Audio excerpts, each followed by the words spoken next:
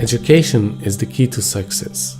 It makes us aware of knowledge, skills, and ethics that has been there in the world, which we learn as it helps us to know the purpose of our existence, to progress, and to develop further. But today's education system is not really designed to let you reach the real success. It just gives you the feeling that you're learning and becoming more and more intelligent, while in reality it narrows your perception of the reality to a very limited amount. Because one of the most effective ways to control the society is to deprive the people of their free thinking ability and not giving them the chance to think out of the box.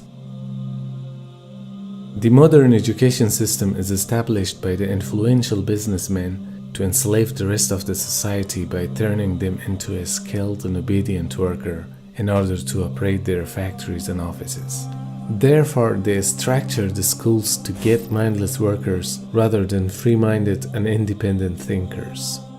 If you sat around a table and you said, right, what we need to do is we need to find some way of getting young people to see the world the way we want them to see it, so that by the time they become adults, they are completely following the reality we want them to believe in. Someone might say, well, they might not have it but you know the ideal thing?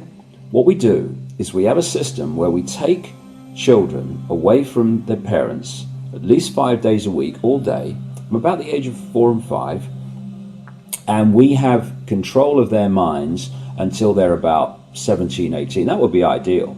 Well, of course, that's what happens. Yeah. It's called the education system. Yes. And it's indoctrination.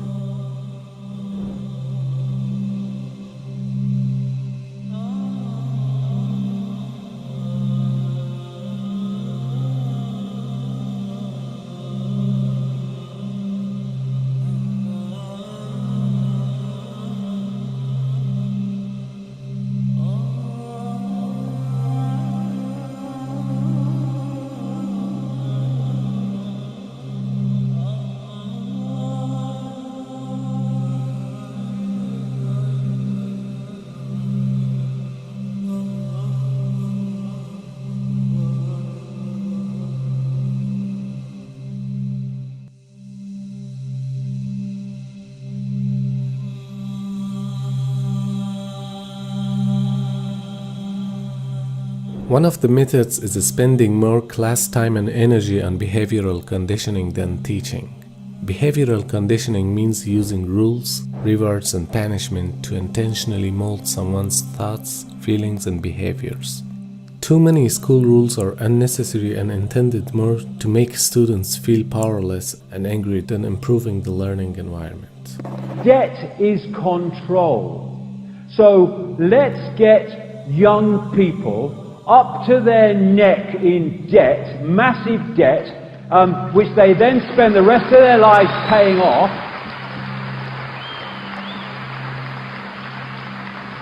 Just to be bloody programmed with the system's version of events.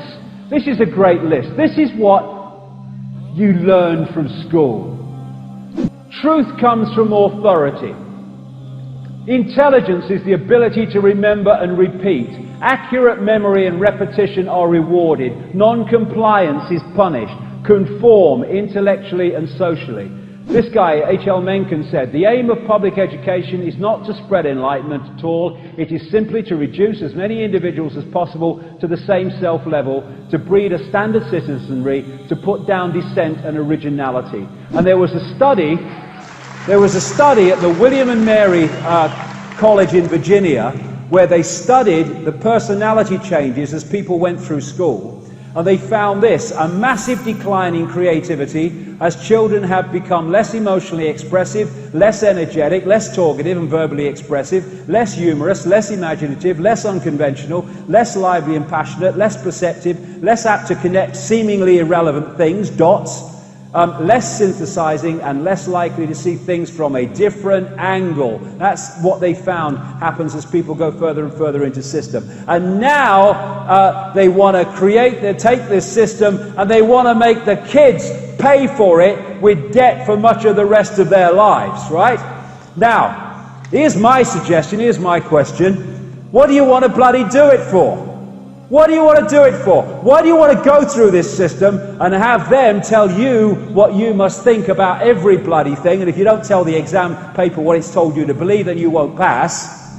The education system is also structuring textbooks and classes to be as fragmented as possible so that everything is learned in unrelated chunks.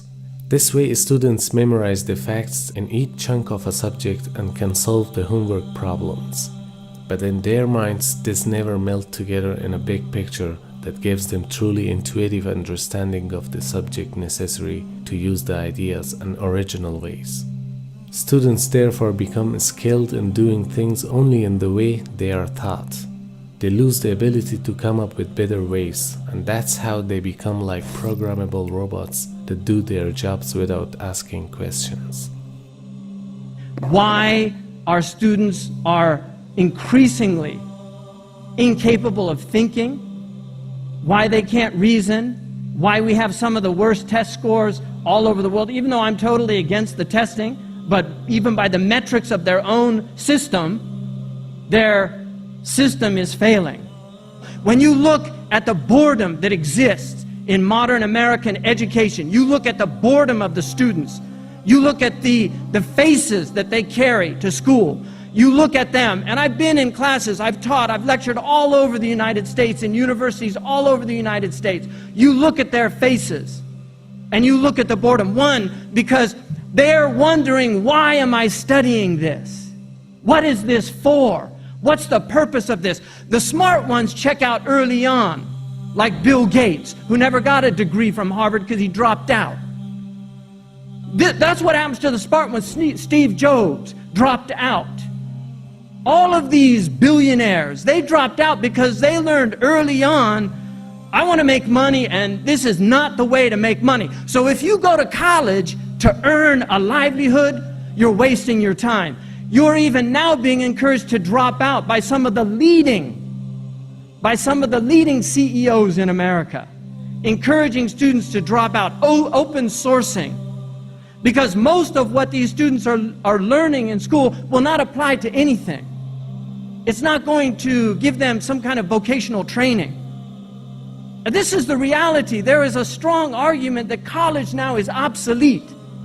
Lord Alfred Whitehead, one of the greatest mathematicians of the 19th and 20th century, said that the single most important form of mathematics in the modern world is statistics. And they don't even teach that in high school. And yet a junior high school student could master it. It's not a difficult subject.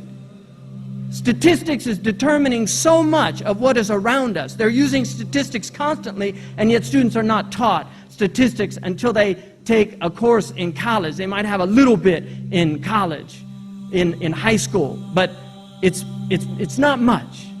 Why are they studying geometry? Why study algebra? They're sitting there wondering, what does this mean?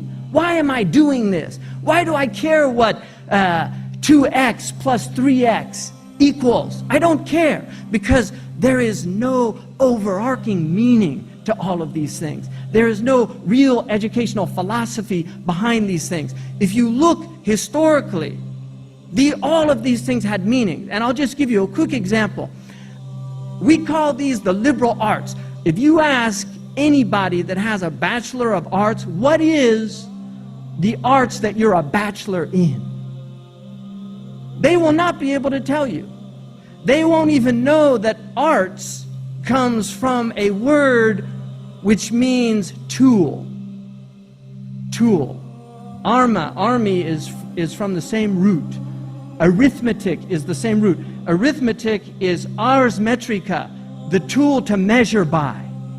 So the liberal arts are liberating tools. They're tools that free your mind from the inherent prejudices of the mind. Now, the liberal arts was distinguished from the servile arts, vocational training, where you go to college to learn how to do something as a vocation. And these were the servile arts because they were simply things that you learned, and then you could go out and earn a livelihood through those things. This is largely what the college and the university has become in the West. It is no longer a place to pursue truth. It's a place to pursue money. And because those making the most money are those who are most adept at cheating, cheating has become widespread in our schools and universities. This is a major problem. Another method is hammering into the minds of the students a single path through life.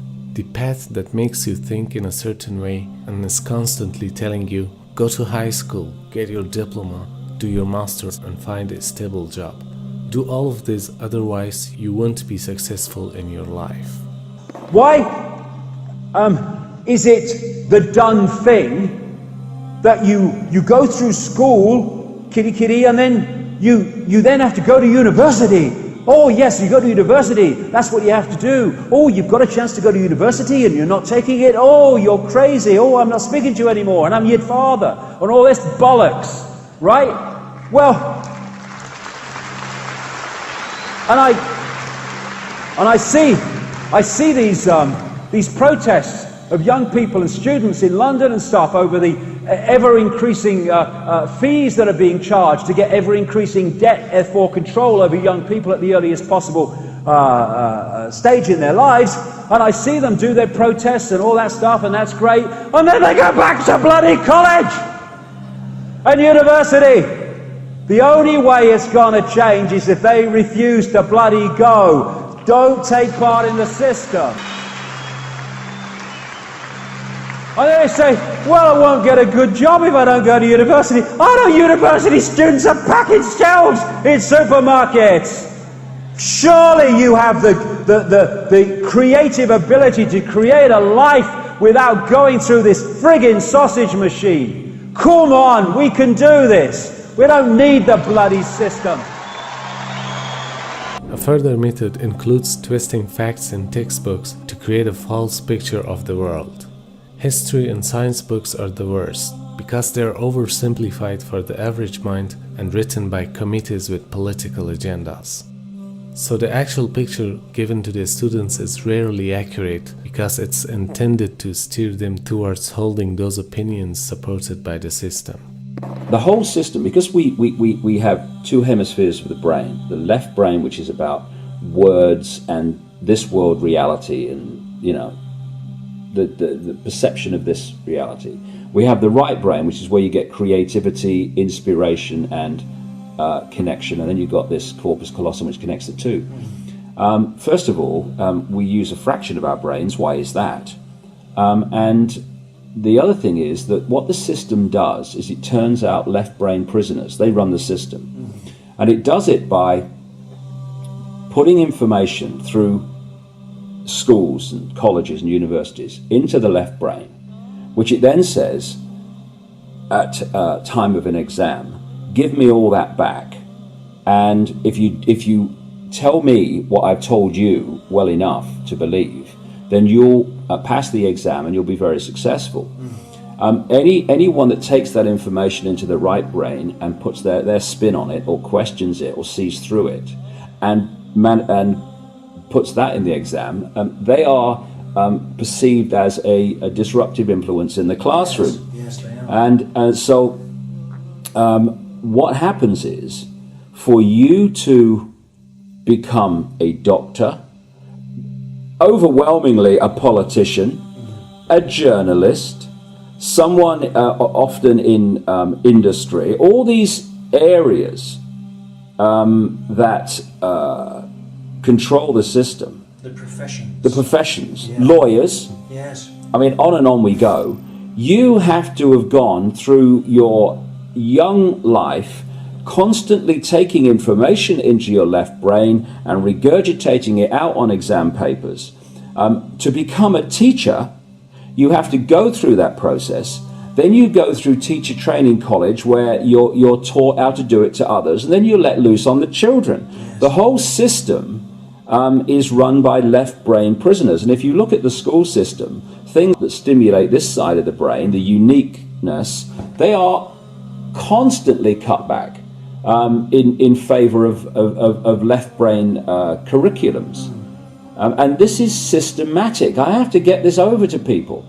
This is not systematic at the level of, you know, people who administer it into reality. It is coldly calculated in the shadowy areas where these concepts first come from. Yeah. And they know what they're doing. Yeah, these examinations, what's happening is that, you know, to fit in, to be part of the so-called in crowd, you have to reconfirm the beliefs of the hierarchy. Exactly.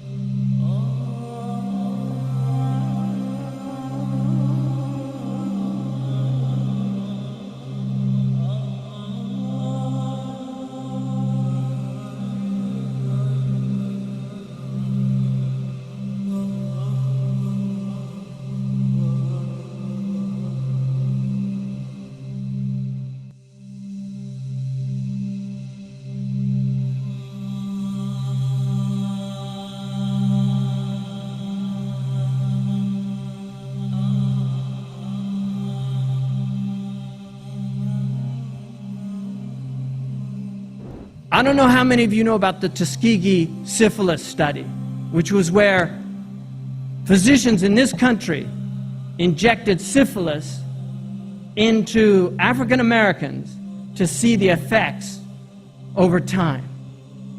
It's a well-known study.